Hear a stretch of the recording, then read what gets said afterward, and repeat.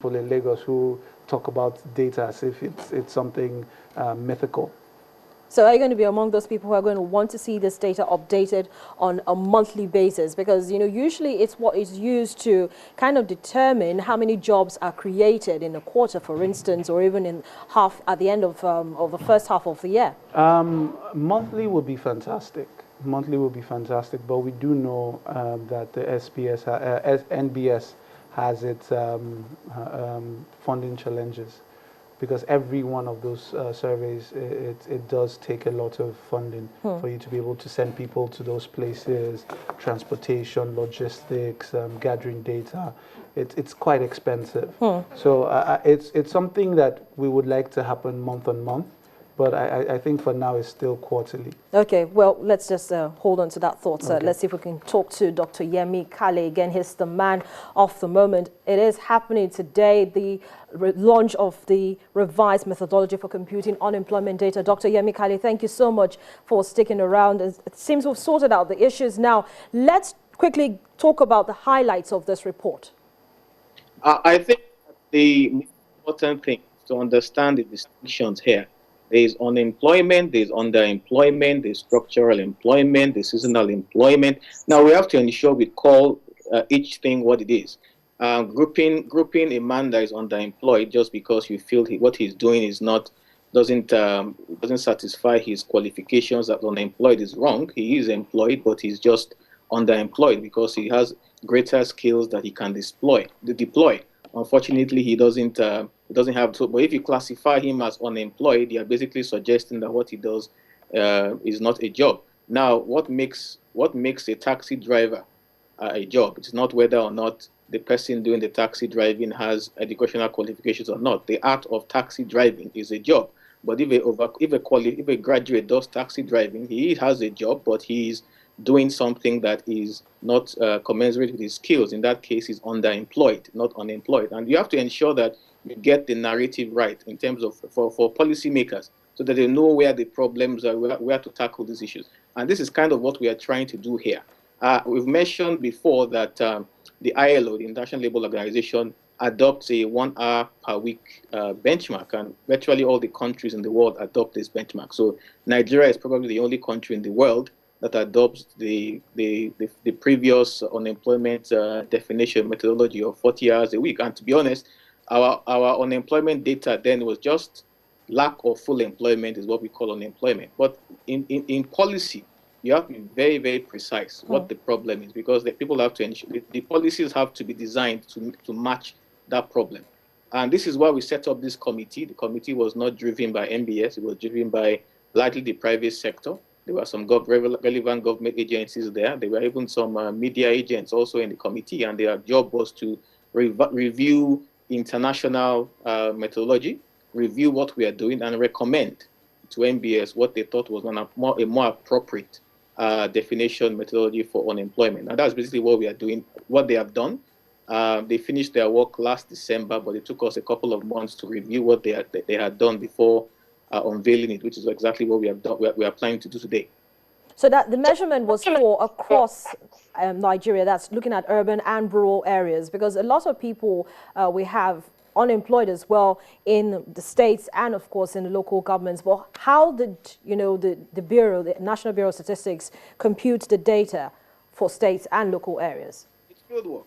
We went into the field, we went into rural and all, but the data that we're going to see here is disaggregated by unemployment, by underemployment, it's disaggregated by age, by gender, by state, and so on. So it's a bit comprehensive. But again, it's field work. You're actually going into the field, and you're basically asking people questions. So it's basically field work, and that's how you gather unemployment data. You are speaking to households, you are speaking to individuals. You're asking them questions, what they do, how many hours they work in a particular day, what their educational quality. Data is also disaggregated by educational qualifications. What you would see eventually when we release the data, for example, is that underemployment seems to be higher in the rural areas. Now, let's be frank. People that live in rural areas that are generally poor, they are hardly ever idle. Many of them are farmers. They work on their farms, but this is seasonal employment. But seasonal employment still has employment at the back of it. So it's employment, but it's seasonal. Now, if you go and tell government that they are unemployed as opposed to they are seasonally underemployed, you are missing the point. So you find underemployment higher in rural areas because they're hardly ever idle.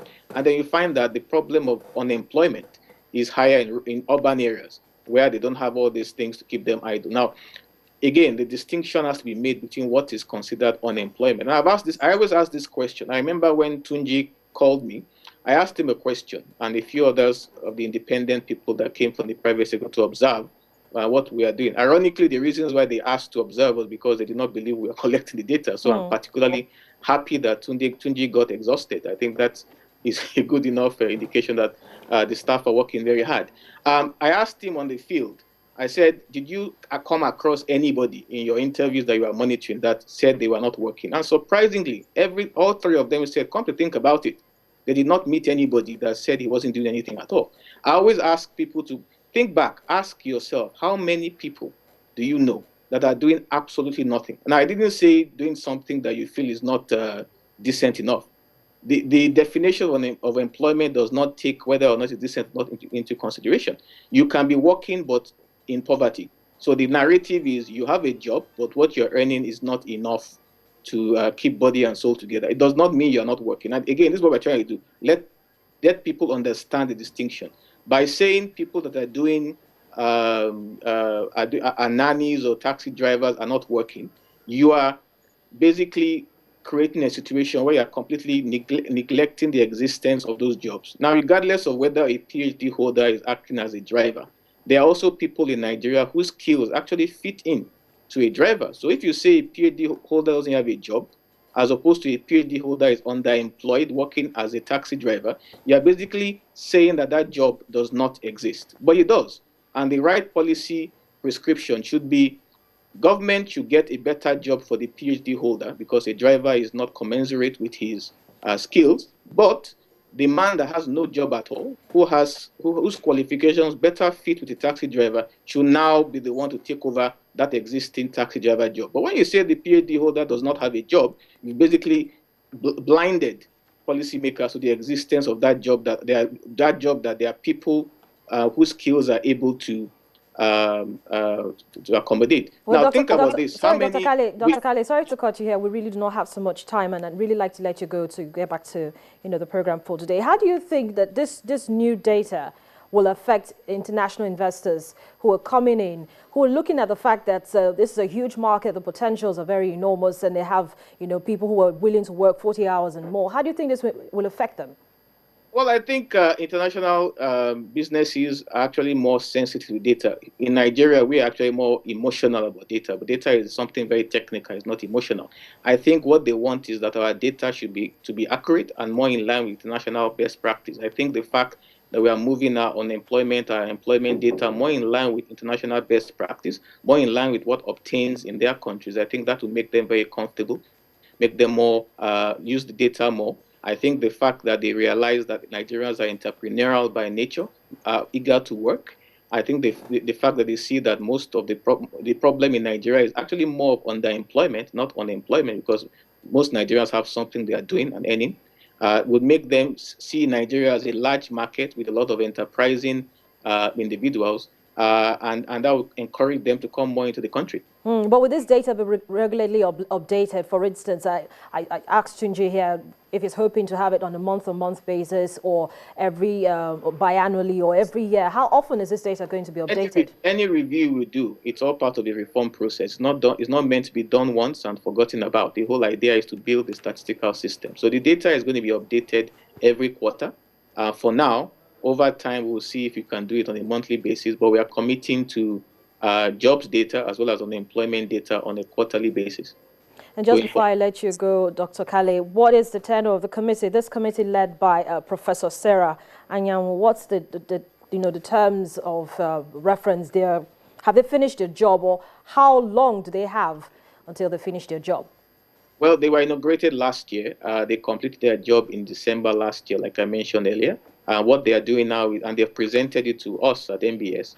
What took our time in releasing their recommendations, that we have to look at what they did, and we have to be sure that we're happy with the work there. So the work has been completed. All we are doing now is to let the committee members tell us what they recommended, let us see the numbers, and then going forward, we start to publish our unemployment numbers in line with the new methodology. But we have to ensure that we make this very clear, because if it's not clear, people will not understand it. And if people don't understand it, there's going to be resistance. And if there's resistance, the data might not be used. And if the data is not used, then it's a wasted exercise. Thank you so much, Dr. Yemi Kali, for your time this morning. Do have an enjoyable day. And, of course, congratulations again to you and the rest of the team at the National Bureau of Statistics. Dr. Yemi Kali, Statistician General of the Federation, giving us highlights of the revised methodology used for the unemployment data. Interesting times ahead. Of course, now it's clearer for policymakers who need to make decisions with regards where jobs need to be created. And, of course, for the international investors coming into the country, it's clearer now, better, in line with global best practices. And, of course, Tunji, listen to that conversation I had with Dr. Kale. Interesting times ahead for us, making it easier, to fit round pegs in round holes. I think the point that, because I was taking notes. First, he said we needed to get it right for policymakers. We needed to be able to have policymakers know what the problems are. And he says that it will be segregated by state, gender, employment, unemployment, seasonal employment. Fantastic. So you're able to know who needs what at what particular time.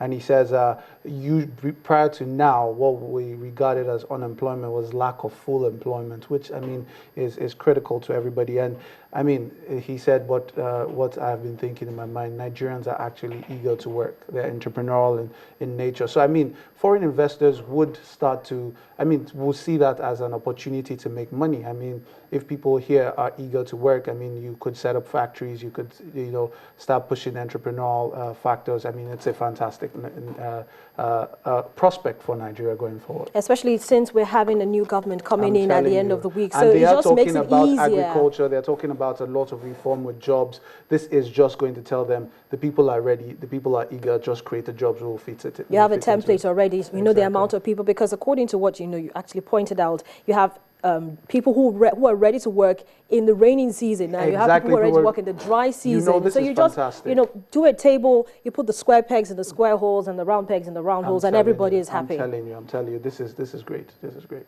So, great things happening in Nigeria. Thank you so much, Tunji, for your time this morning, and thank you for sticking around.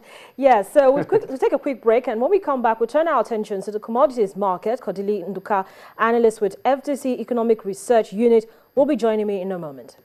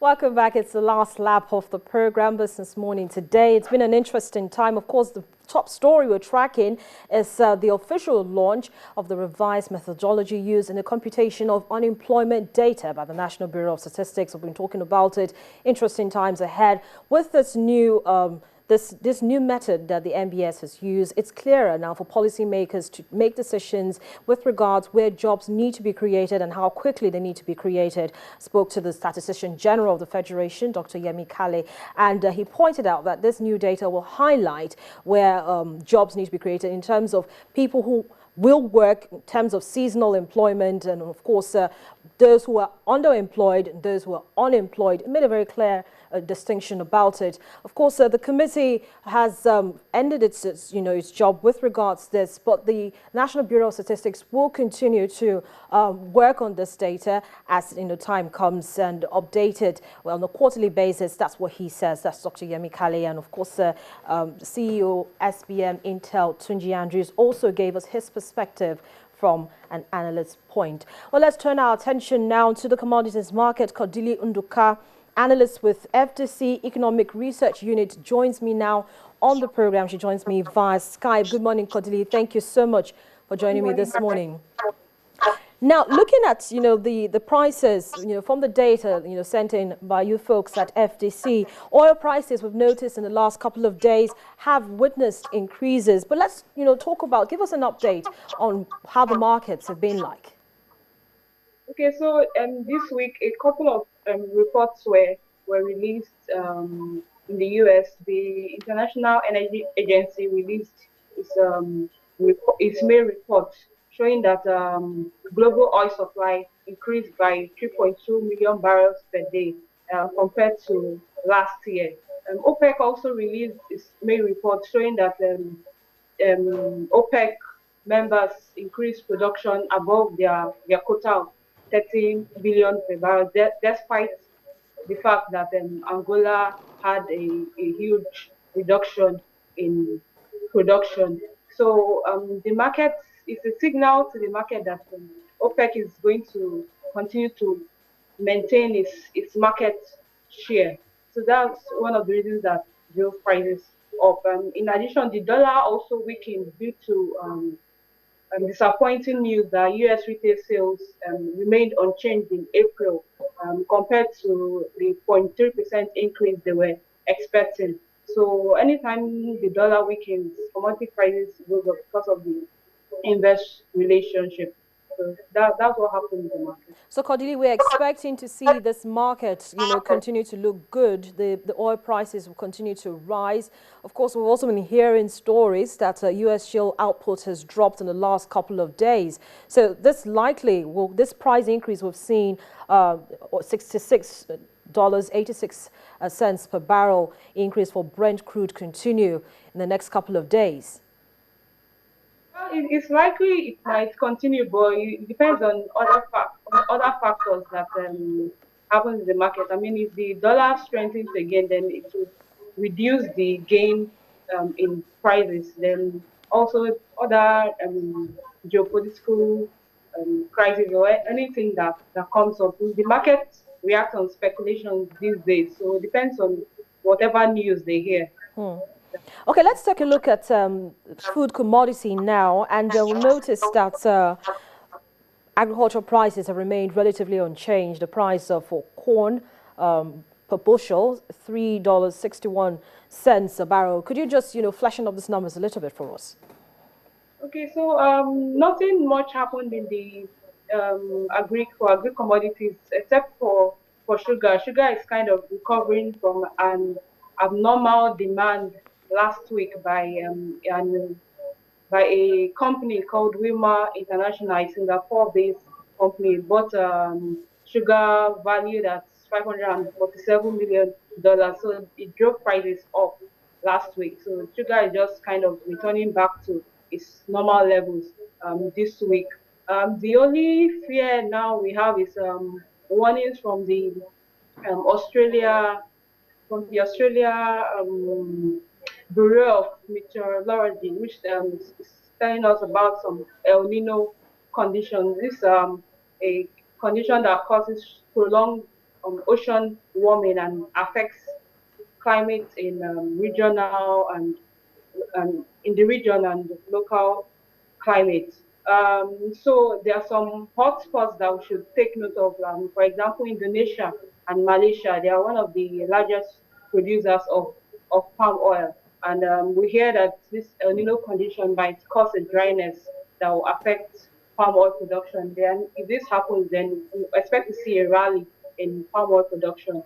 Then it's also expected to affect Brazil, which is the largest producer of sugar. So if that happens there, it will affect sugar production as well, and or it might also affect Australia, which also produces wheat. So it's important to us because these commodities are um, one of their commodities that we import.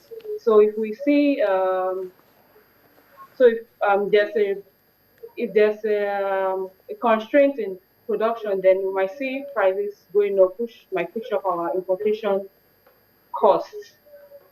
That's why we need to watch. Well, thank you so much, Kodili, for your time this morning. Of course, I will continue to watch those numbers. We do have a profitable day. Kodili Nduka, analyst with the Economic Research Unit of Financial Derivatives Company Limited. But that's the much we've got time for on the program today. Thank you so much for spending your day or your morning with us. I'm Harriet Agbenyi. Bye-bye.